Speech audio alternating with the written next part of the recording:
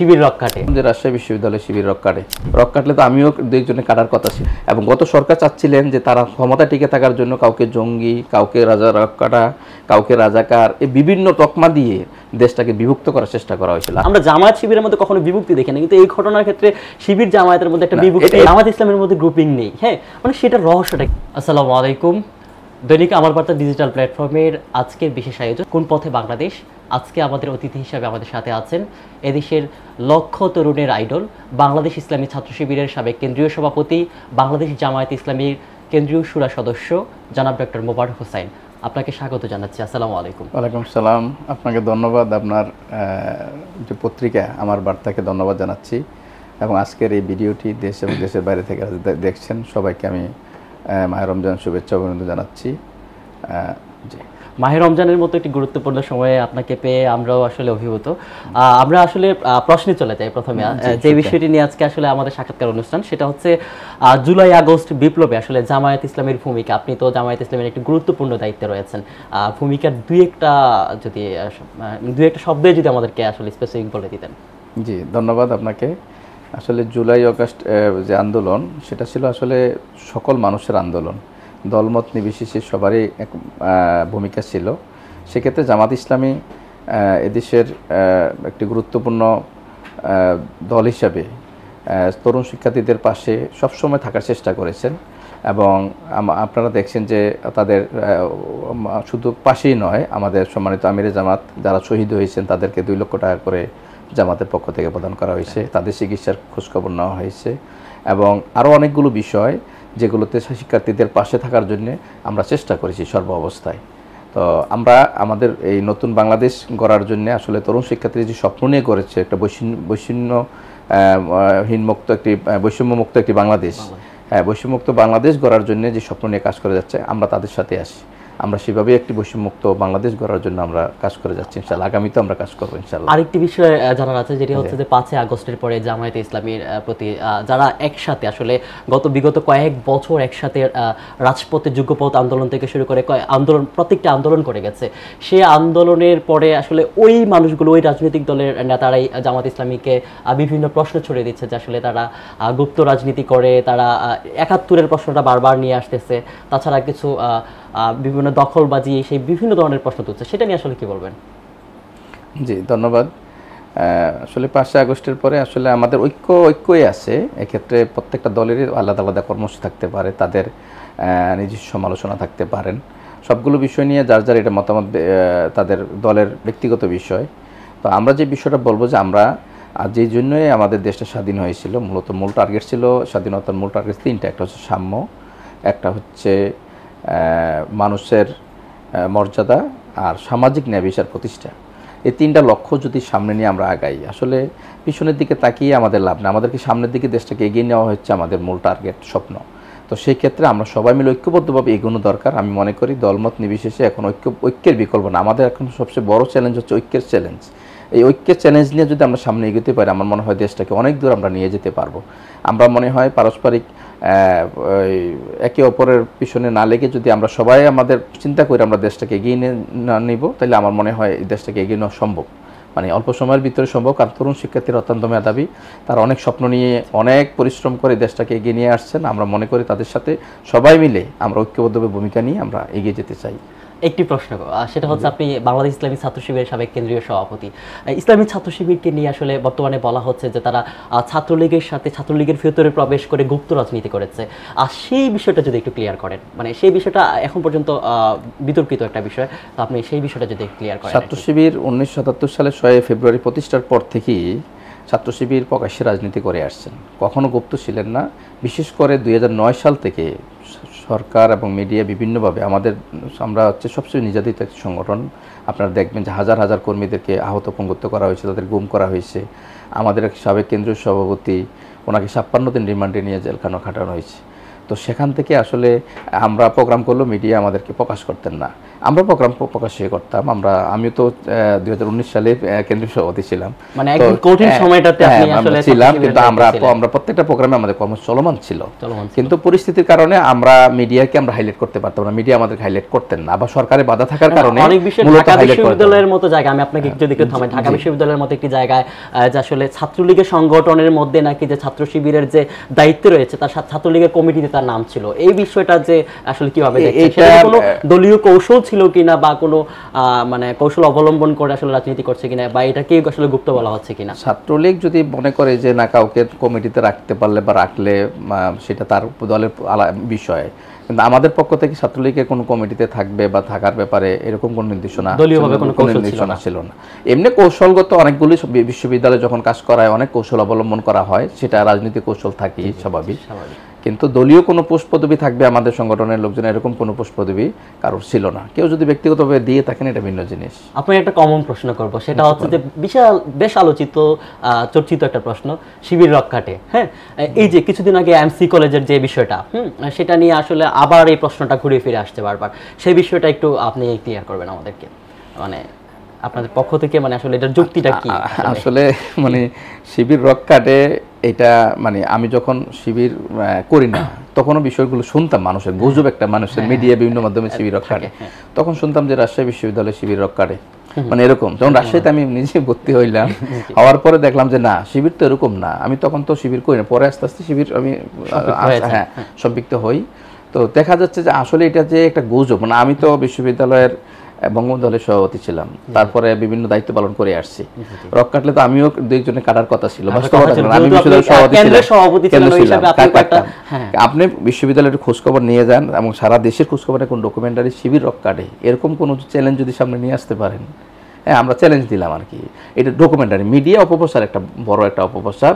এবং গত সরকার চাচ্ছিলেন যে তারা ক্ষমতা টিকে থাকার জন্য কাউকে জঙ্গি, কাউকে রাজা রক্ষাটা, কাউকে রাজাকার, এই বিভিন্ন তকমা দিয়ে দেশটাকে বিভক্ত করার চেষ্টা করা হয়েছিল। আসলে এটা একটা মিডিয়ার এবং সিলেটের ঘটনাটা আপনি দেখেন, ডকুমেন্টারি নিয়ে দেখেন, কারো কারো মেডিকেলের রিপোর্ট আছে, এখানে স্থানীয় ছাত্র শিবির, যেটা আমরা সিলেটের ঘটনা দেখলাম, স্থানীয় ছাত্র শিবির যেটা স্থানীয় জামাতের নেতৃবৃন্দকে দায় দিয়েছে, জামাতের নেতৃবৃন্দ প্রথমে যে বললো যে শিবির এটা করছে, তারা ক্ষমা চেয়ে একটা বিবৃতি দিয়েছিল। এক্ষেত্রে শিবির আবার হচ্ছে স্থানীয়, আমরা জামায়াত শিবিরের মধ্যে কখনো বিভক্তি দেখি না, কিন্তু এই ঘটনার ক্ষেত্রে শিবির জামায়াতের মধ্যে একটা বিভক্তি, এটা বিভক্তি হয় নাই, এটা হচ্ছে মানে হয়তো ঘটনাস্থলে না থাকার কারণে হয়তো একটা আইডিয়া হইতে পারে ভিন্ন জিনিস, হ্যাঁ ভিন্ন জিনিস, কিন্তু জামাত এবং শিবিরের মধ্যে কোনো বিভক্তি নাই।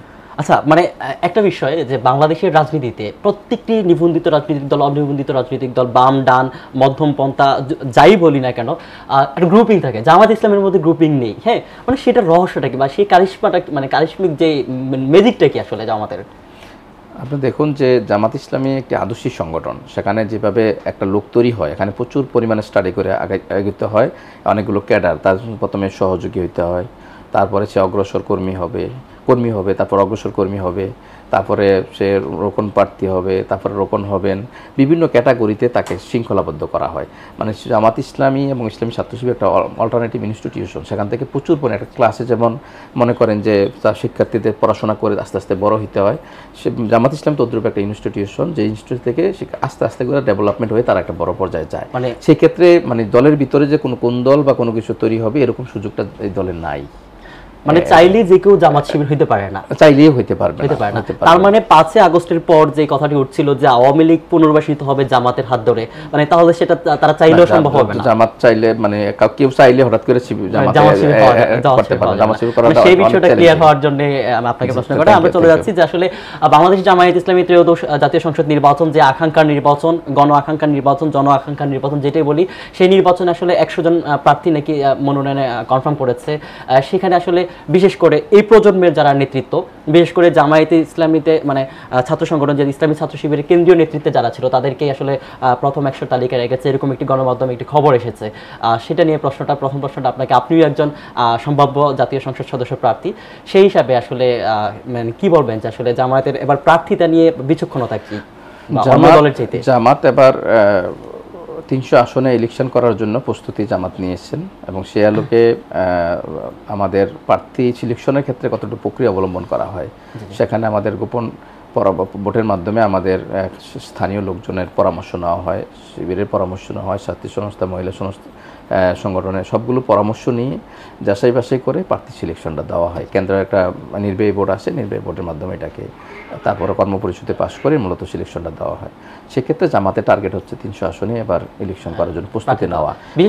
ফাইনালি কি হবে এটা রাজনীতি তো পরিবেশ পরিস্থিতি চেঞ্জ হতে পারে, সেটা আলাদা জিনিস, কিন্তু প্রাথমিকভাবে আমরা জামাত ছাত্রনেতাদেরকে নিয়ে কি এবার বেশি সিলেক্ট করা এরকম কোনো না। অনেক ছাত্রনেতা ছাড়াও আমাদের অনেক মুরব্বী সংগঠনে যারা ছিলেন তারা একসময় ছাত্র সংগঠনে ছিলেন, কিন্তু তাদেরকে প্রায়োরিটি দেওয়া হচ্ছে। জামায়াত ইসলামীর আরেকটা প্রশ্নতে আসি, এটা শেষ করে। জামায়াত ইসলামী আসলে নিবন্ধন এখনো আদালতের রায়ে ঝুলে আছে, হ্যাঁ, তো আসলে যদি জামায়াত ইসলামী শেষ পর্যন্ত নিবন্ধনটি আসলে না পায়, হ্যাঁ, তাহলে জামায়াত আসলে কোন পথে এগোবে?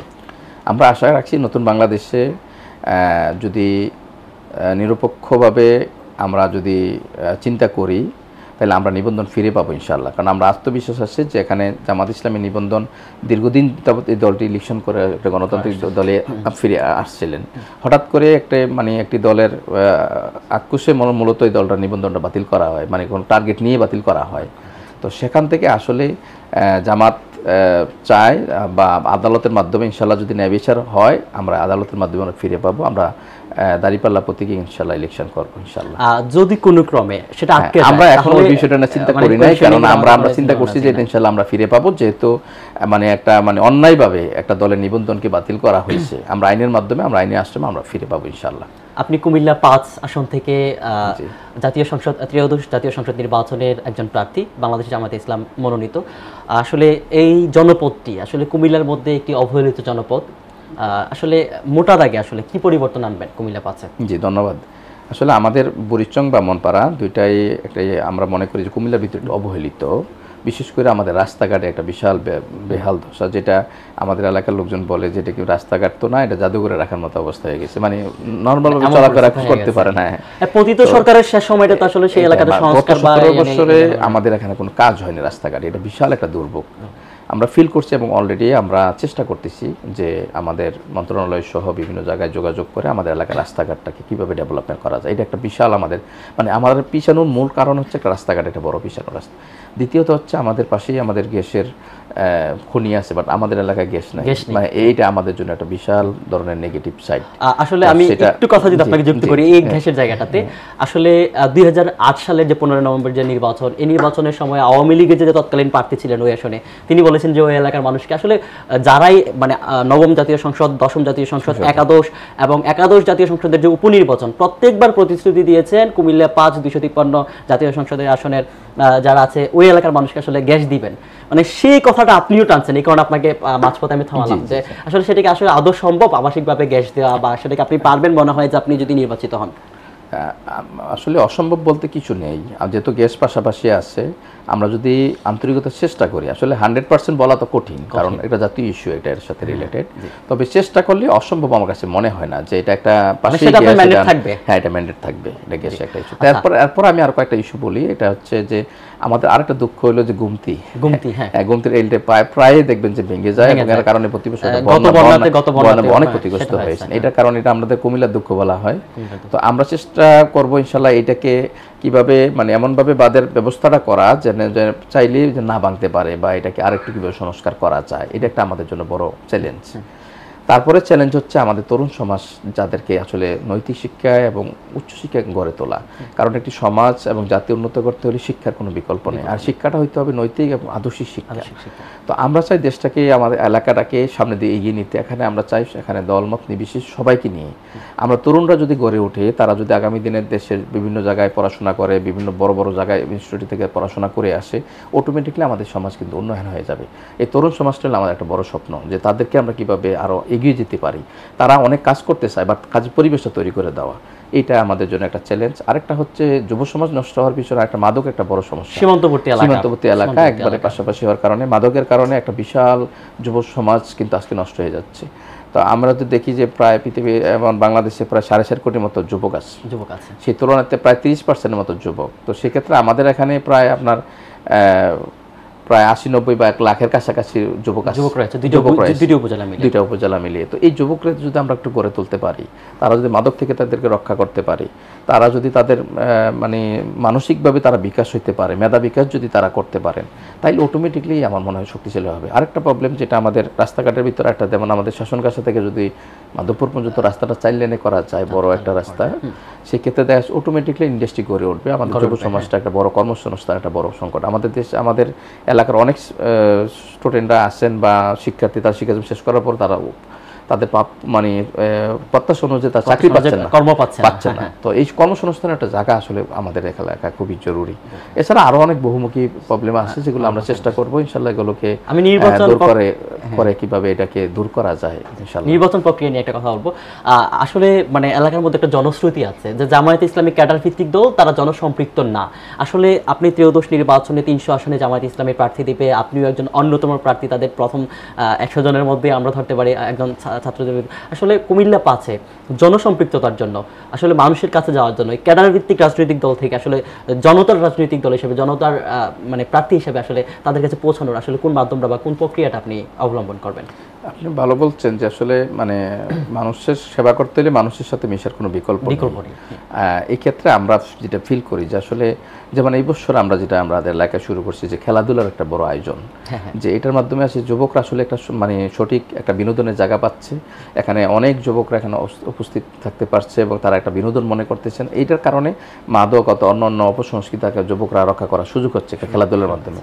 তো এতে করে সব যুবকদের, সাধারণ পিপলদের সাথে একটা মেশার সুযোগ হচ্ছে। এখানে দলমত সবাই খেলা অংশগ্রহণ করেন। এরপর হচ্ছে আরও কি সামাজিক কর্মকাণ্ড, যেমন আমরা ফুড প্যাকেট বিতরণ, রমজান মাস আসছে, বন্যার্তদের জন্য বন্যার্তদের সহযোগিতা, তারপরে সামাজিক কর্মকাণ্ডগুলো আমরা চেষ্টা করতেছি তাদের সাথে সবাইকে সাথে নিয়ে এখানে আমার কর্মকাণ্ড করানো।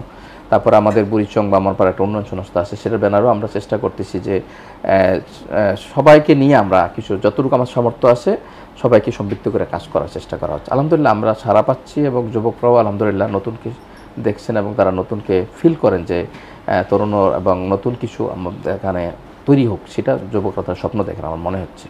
নতুন কিছু প্রত্যাশা আমরা করি। আরও একটা প্রশ্ন থেকে যায়, আসলে দ্বাদশ নির্বাচনে কুমিল্লা 5-এ সবাই জনশ্রুতি আছে, মানে অনেকেই বলে থাকেন এবং নেটিজেনরাও বলেন যে আসলে টাকার নির্বাচন হয়, টাকা হলে কুমিল্লা 5-এ যে কেউ এমপি হতে পারে। এটা দ্বাদশ নির্বাচনে অনেকটা প্রমাণ হয়ে গেছে। সেই জায়গাটাতে আসলে আপনি কিভাবে মোকাবেলা করবেন বা আপনিও কি একই পথে হাঁটবেন কিনা? না, আপনার প্রশ্নটা একটা কঠিন প্রশ্ন, কারণ গত 17 বছরের যে ইলেকশনগুলো, এগুলো তো আসলে দিনের পর দিনই হয় নাই, ভোট হয়ে গেছে রাতে। তো মানুষ আসলে তার কাঙ্ক্ষিত লেভেল থেকে ভোট দিতে পারে নাই। যাদেরকে অনুপ্রাণিত মনোনীত প্রার্থীও কিন্তু পাস করতে পারে নাই, মানে সেই বিষয়টাও কিন্তু আছে, পারে নাই। এরপর হচ্ছে না, মানে এটা উনি অসুস্থ ছিলেন, আমাদের এটা ব্যতিক্রম, যিনি হাশিম খান, উনি অসুস্থ থাকায় মূলত উনি কাজটা মানে ফিল্ডে কাজ করতে পারেন নাই। তো এখানে এই যে বিষয়টা যে আমাদের দেশে যেটা মানে আমার বিশেষ করে যেমন আমাদের এখানে অনেকেই মানে বিভিন্ন আসনে জয়ী হয়েছেন, এর আগে আপনারা দেখছেন বিভিন্ন দল থেকে হয়েছেন, সেখানে কিন্তু এত বেশি নেগেটিভলি আমাদের যুব সমাজ নষ্ট করার জন্য টাকা সরাসরি এটা ছিল না। এটা কত কয়েক বছর ধরে আলোচনা হচ্ছে যে যুব সমাজকে আসলে নষ্ট করে ফেলছে, তারা অল্প পড়াশোনা বাদ দিয়ে তারা রাজনীতিতে ইনভলভ হয়ে গেছে অথবা বিভিন্ন পলিটিক্যাল পার্টির সাথে সম্পৃক্ত হয়ে যাচ্ছে। তো সেক্ষেত্রে তারা কিন্তু অঙ্কুরেই নষ্ট হয়ে যাচ্ছে যুব সমাজটা। তো আমার কাছে যেটা মনে হয় নতুন এই বছরে মানুষের দৃষ্টিভঙ্গিটা একটু ভিন্ন। সেই ভিন্নতার কারণে তারা চায় এখন যে নতুন কিছু, তারা সব কিছু দেখছে, তারা অনেক দলকে দেখার সুযোগ হয়েছে, তারা চায় যে নতুন কিছু দেখার। তো সেই ক্ষেত্রে তারা আমার কাছে মনে হয় এই বছর তারা নতুন কিছু ভাববেন এবং যখন একটা সুষ্ঠু নিরপেক্ষ একটা বিশ্বাসযোগ্য একটা নির্বাচন হবে, জনগণ উৎসবমুখে যখন ভোট দিবেন, তখন এই যেটা আপনি বলছেন এটা নেগেটিভ প্রভাবটা এত বেশি ফেলতে পারবেন না এই বছরের ক্ষেত্রে আমার মনে হচ্ছে। জি জি জি, আমরা চাই যে এটাকে একটু পরিবর্তন করতে, যে মানুষ যে যোগ্য যে সে যেন নির্বাচিত হয় এবং যে মানুষ যেন তার স্বাধীনভাবে সে ভোট দিতে পারেন এবং ইয়ংরা যেন তার স্বপ্ন পূরণ করতে পারেন, সেই পরিবেশটা যেন থাকে। সেটাই আমরা সরকারকে আহ্বান জানাচ্ছি যে এটা যেন পরিবেশটা তৈরি হয়। এই জন্য প্রয়োজনীয় সংস্কার করা দরকার সরকারের, এবং আমাদের এই সংস্কারটা যদি সুন্দরভাবে করা যায় এবং মানুষের আস্থায় যেন আসতে পারে যে না, একটি সুষ্ঠু নিরপেক্ষ এবং নির্ভরযোগ্য একটি ইলেকশন যেন দিতে পারে, সেটা জনগণও চায়, আমরাও এটা চাই। আমি আরেকটি প্রশ্নে আসতেছি, আসলে কুমিল্লা 5-এর জনগণের উদ্দেশ্যে আসলে আমাদের অনুষ্ঠান থেকে আপনার কিছু বার্তা আছে কিনা? অনুষ্ঠানের মাধ্যমে যদি কুমিল্লা 5-এর দর্শকদের কিছু বার্তা দিতেন। জি, ধন্যবাদ। আমি আমার আসন যারা বুড়িচং ব্রাহ্মণপাড়ার বাসীকে, যারা দেশে এবং দেশের বাইরে যারা আছেন, আমি সবাইকে অন্তরস্থল থেকে শুভেচ্ছা অভিনন্দন জানাচ্ছি এবং মাহে রমজানের শুভেচ্ছা জানাচ্ছি। আপনারা সবাই নিরাপদে থাকবেন, সুস্থ থাকবেন, সেটা আমার প্রত্যাশা। আমি যে বিষয়টা বলবো, 1 নম্বর বিষয় যেটা হচ্ছে আমাদের এই বুড়িচং ব্রাহ্মণপাড়াকে আমরা চাই আগামী দিনের একটি স্বপ্নের বুড়িচং ব্রাহ্মণপাড়া তৈরি করতে, এবং বুড়িচং ব্রাহ্মণপাড়াকে চাই আমরা আগামী দিনে একটি বাংলাদেশের জন্য একটি মডেল উপজেলায় আমরা পরিণত করতে। সেক্ষেত্রে আমরা এখনও অবহেলিত, আমাদের 2টা উপজেলা, সেটা আমাদের এখনও পৌরসভা হয় নাই। আমাদের পরে অনেক থানা গঠিত হয়েছে, কিন্তু পৌরসভায় হয়ে গেছে, কিন্তু আমরা হয়নি। আমরা আশা করব আমরা সকলের প্রচেষ্টায় আমরা যেন প্রশাসনিকভাবে আমরা এগিয়ে আসতে পারি। পৌরসভা যখন হবে তখন আমাদের কাজের বিস্তৃতি অনেক বেড়ে যাবে, এবং আমরা আমাদের যে মৌলিক যে কাজগুলো, যে আমরা রাস্তাঘাট, তারপর যাতায়াতের ব্যবস্থা, শিক্ষা, তারপরে মাদক এবং গুমতির আইল, আমাদের বড়জন একটা মরণ ফাঁদছে, এটাকে আমাদের সবাই মিলে ঐক্যবদ্ধভাবে, আসলে কোনো সমাজ, কোনো জাতি এবং রাষ্ট্রকে পরিবর্তন এক দল বা ব্যক্তির পক্ষে সম্ভব নয়। আমরা সবাই মিলে যদি কাঁধে কাঁধ মিলে আমরা কাজ করতে পারি, আমার দৃঢ় বিশ্বাস আমরা আগামী দিনে আমরা বুড়িচং ব্রাহ্মণপাড়াকে আমরা একটি বাংলাদেশের জন্য একটি মাইলফলক উপজেলায় পরিণত করতে পারবো ইনশাআল্লাহ। আর পরিশেষে আমি আমাদের সম্মানিত ইয়াং জেনারেশনকে উদ্দেশ্য করে যে বিষয়টা বলবো, যে উইলিয়াম এলেন হোয়াইট উনি একটা কথা বলছিলেন যে I am not afraid of tomorrow, for I have seen yesterday, I love today. যে আমরা অতীতকেও আমরা ভবিষ্যতে না, আমরা কখনো ভীতি নই, কারণ আমরা অতীতকে আমরা দেখে আসছি। আমরা আমাদের বর্তমান সময়টাকে আমরা বেশি গুরুত্ব দিব। আমাদের প্রত্যেকটা সময়, ইয়াং জেনারেশন যেন সময়টাকে, প্রত্যেকটা দিন, everyday is the learning day, যে আমরা প্রত্যেকটা সময় যেন আমরা মানে নতুন নতুন শেখার জন্য আমরা চেষ্টা করি। এভরিডে দ্য স্কুল ডে, আমাদের যে একটা নতুন জানার একটা আগ্রহ, জানার জায়গা থাকে, সেটা যেন আমরা সে লোকে তৈরি হই। আমি অনুরোধ করবো আমাদের সম্মানিত অভিভাবক মণ্ডলী, যারা শিক্ষার্থী বন্ধু, তারা যেন ভালো করে পড়াশোনা করে নৈতিক এবং আধুনিক শিক্ষায় গড়ে ওঠে, যেন তারা অনেক বড় উপরে গিয়ে তারা যেন আমাদের এলাকার উজ্জ্বলতা ফিরে নিয়ে আসতে পারেন, আবার এলাকার মুখকে উজ্জ্বল করতে পারেন। সেই প্রত্যাশা রেখে এই ক্ষেত্রে আমরা আমাদের তরুণ শিক্ষার্থীদের পাশে আমরা অতীতও ছিলাম, ভবিষ্যতে থাকবো ইনশাআল্লাহ। আমরা চাই আগামী দিনে একটি স্বপ্নের নগরী আমরা তৈরি করব। আমাদের সবাইকে যেন সুন্দরভাবে দলমত নির্বিশেষে ঊর্ধ্বে উঠে আমরা যেন একটি উন্নয়নের মাইলফলক আমরা তৈরি করতে পারি, সেই চিন্তা যেন আমরা সবাই করি, সেই প্রত্যাশা রেখে আমি আমার কথা শেষ করছি। দর্শক, এই ছিল আজকের মতো দৈনিক আমার বার্তা ডিজিটাল প্ল্যাটফর্মের সাক্ষাৎকার বিষয়ক অনুষ্ঠান কোন পথে বাংলাদেশ। আজকের যিনি অতিথি হয়েছিলেন বাংলাদেশ ইসলামী ছাত্র শিবিরের সাবেক কেন্দ্রীয় সভাপতি, বাংলাদেশ জামায়াতে ইসলামীর কেন্দ্রীয় মজলিসের শুরা সদস্য ডক্টর মোবারক হোসাইন। সবাই ভালো থাকবেন, সুস্থ থাকবেন, সেই প্রত্যাশায় বিদায় নিচ্ছি। আল্লাহ হাফিজ।